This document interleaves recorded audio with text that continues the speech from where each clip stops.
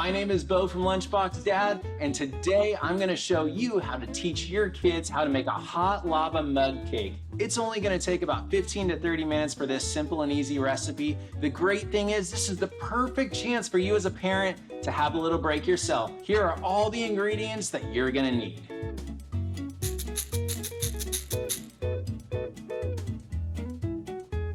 Parents, here's why this is so easy. Your kids are gonna take these ingredients and just dump them all into the same bowl. So we're gonna start with the flour, then move on to the sugar, next the cocoa powder. Let's dump in the milk. Now buttermilk, oil, a little red food coloring, Arm & Hammer baking soda, and last we're gonna put in vinegar. But did you know that in a cake recipe, when you mix vinegar with Arm & Hammer baking soda, it gives us the reaction that we need for the cake to rise and be fluffy once you bake it.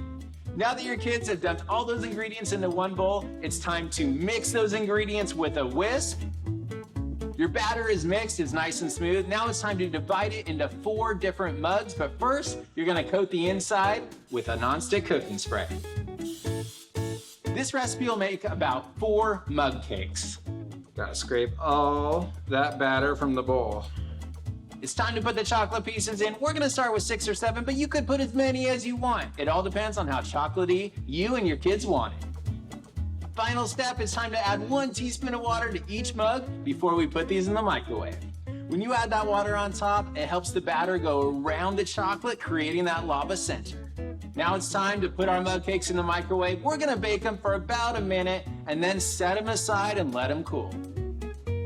Now it's time for the best part, time to eat the mug cake. We're gonna top ours with vanilla ice cream.